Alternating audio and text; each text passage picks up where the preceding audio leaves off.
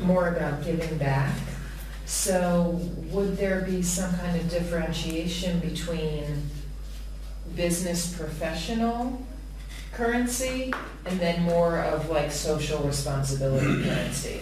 Because I feel like the social responsibility currency is more a gift, and maybe that raises your karma or goodwill, whatever status it is, but maybe professional services could be more of a one-to-one barter system. But I think it's could be different because as we don't lose our normal money or money system, it's the exchange medium between the community and the exterior world, and the social currency could be the currency of the internal currency. Also, in my opinion,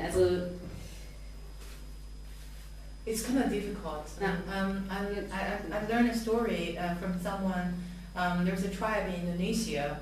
It's called the Turanya or something. They kind of isolated, and they only trade. And there's something funny about this tribe is that every time there's a funeral, and they will whole village will bring gifts to the funeral to celebrate, because they don't think that is something miserable. So they if you can bring a bamboo rice, then you leave it there.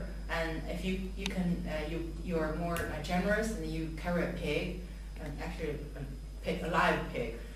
Or if you're even more generous, and you just bring a water buffalo.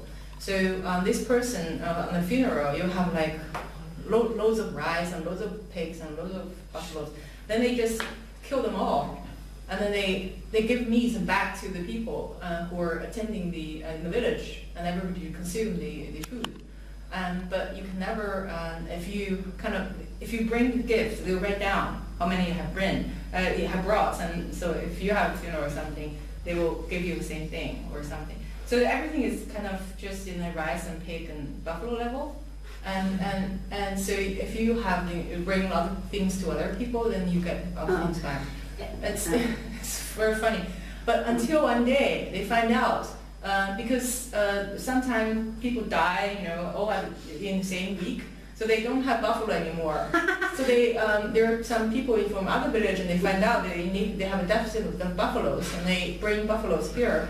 And these buffaloes, they are not necessarily the good buffalo, because the buffalo here, they just like every day, they're very fat, happy. And this buffalo is actually very thin. But they leave the buffalo here, after a week probably got the fat, and they just put this buffalo into the system, and which actually ruined the whole thing. And so they start to buy buffalo from outside to bring this community. And I'll kind of, the whole story was trying to say that, you kind of ruin the whole system, because there is always external money-wise thing. So it's kind of comparable. Yeah, but for example, there are many, it's also interesting to involve perhaps really professional economists in this, perhaps as a research, because I think it's really complex question. We can try out, but perhaps there's more knowledge about it. For example, value, it's not fixed. You can say this is rubbish, or you can say, perhaps not this art, this is very valuable. It depends on the, wie heißt nochmal, analoge Nachfrage. The context. And this, and another idea I had with the buffalo story, it's also the function of gifts. It could be also interesting. For example, you have a new co-worker in your space. Then perhaps it's a ritual? Is ritual richtig? Ritual that every co-worker he's inside or every existing co-worker will give the new co-worker a small gift, and he's getting a lot of nice gifts, and to give I think there are many more possibilities than only exchange oder normal exchange relations. So that you mean that when you just joined a community and everybody gave you an hour of consultation from whatever expertise and make you immediately share a deficit and you were like, I owe everybody something and then you have kind of... Perhaps, yeah, but you are, it's also you kind of your balance. very welcomed. You are suddenly you are rich because and you get to know every coworker who's in the place, and you think, oh wow, perhaps like I give back something, or also if there's a new coworker coming in, later on he's giving back a gift, and I like this trick. There's one project I don't know. It's in India or something. You pay taxi not for your own yourself. You pay for the next person. Oh. You pay for the next person. forward. Yeah, and it was actually quite successful. Yeah, a lot of people really got, and you know, we feel like so much like wow, some stranger even though don't know they pay for me already, so I have to pay more for the next one.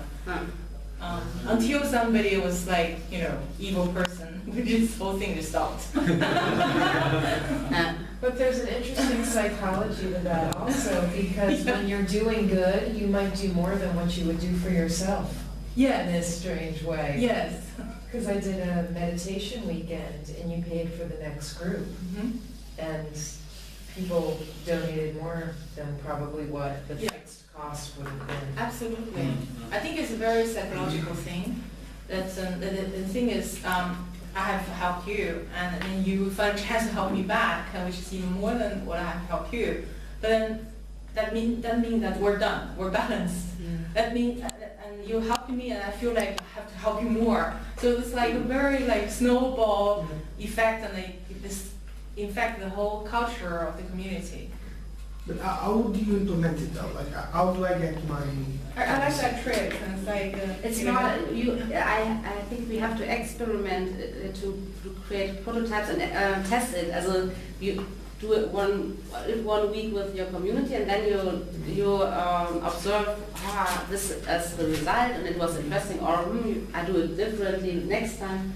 I have in mind another thing. We are connected with some experts in the social capital, and I phoned last week with one of him. He's very connected all over the world, and he's also one of the J-League ambassadors.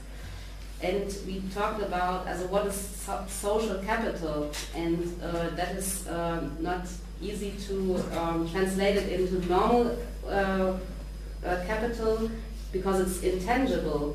But I think he has a lot of, he and the other, they have a lot of knowledge how to